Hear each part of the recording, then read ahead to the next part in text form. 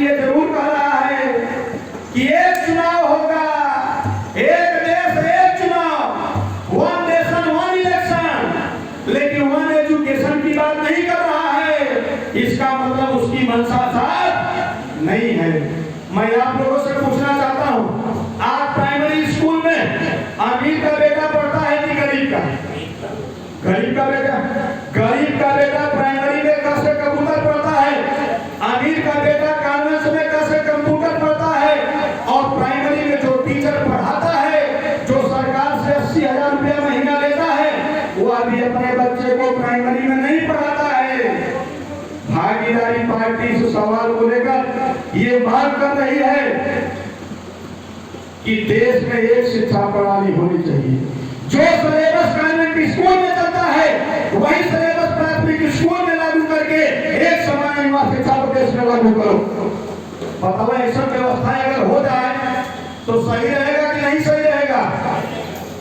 आप बताओ, आज कॉन्वेंट स्कूल में चले जाओ, 3600, 3800, 4000, 5000, 6000 रुपया महीने फीस वसूली जा रही है।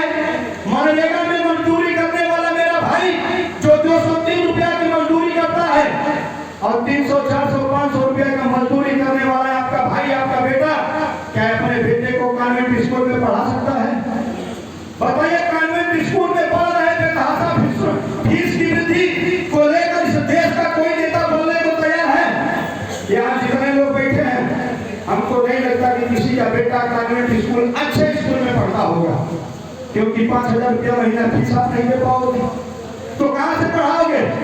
इसलिए भागीदारी पार्टी चाहती है कि जो सिलेबस कॉन्वेंट स्कूल में चलता है वही सिलेबस प्राथमिक स्कूल में भी लागू होना चाहिए, और उत्तर प्रदेश ही नहीं पूरे देश में एक समान निवास शिक्षा लागू करो। जो शिक्षा गरीबों के बच्चों को मिले वही शिक्षा अमीरों के बच्चों को भी मिले। बताइए, ये व्यवस्था लागू हो जाए तो सही रहेगा कि नहीं सही रहेगा? ये भागीदारी पार्टी चाहती है। और तो मित्रों, हम चाहते हैं कि उत्तर प्रदेश में फ्री एवं अनिवार्य शिक्षा दिया है। कक्षा 1 से लेकर MA तक की शिक्षा, प्राथमिक स्तर से लेकर स्नातक तक की शिक्षा, किसी भी जाति धर्म का व्यक्ति हो, अगर वह गरीब है तो उसके बेटा को निःशुल्क शिक्षा दिया है। अगर बाबा साहब B.आर. अम्बेडकर जी ने कहा था कि अगर देश में कोई चीज फ्री देना है तो शिक्षा दीजिए। केरल में कक्षा 1 से लेकर BA तक की शिक्षा फ्री दिया जाता है, फ्री दिया जाता है।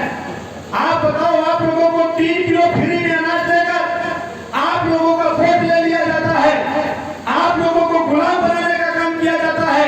मैं तो मोदी जी से पूछता हूं, अगर फ्री कोई चीज देना है तो शिक्षा दीजिए। प्राथमिक स्तर से लेकर स्नातक तक की शिक्षा, किसी भी जाति धर्म का व्यक्ति हो, अगर वह गरीब है तो उसके बेटा बेटी को फ्री शिक्षा मिलनी चाहिए।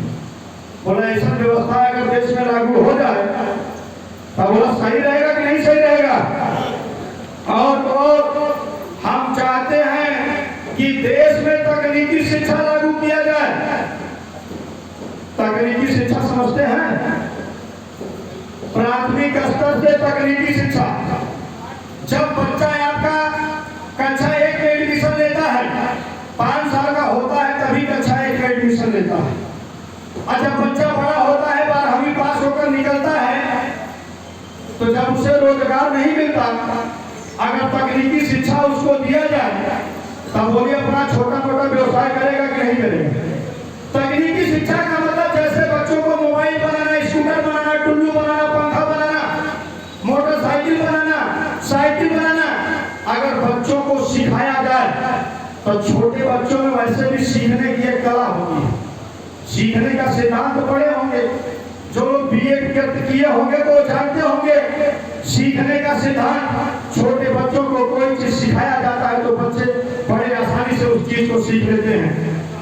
अगर ये तकनीकी शिक्षा लागू कर दिया जाए तो जब बच्चा आपका बड़ा होगा, 12वीं पास करेगा, B.ए करेगा या B.Sc करेगा, B.Com करेगा, अगर उसको रोजगार नहीं मिलेगा तो छोटा मोटा अपना व्यवसाय करेगा।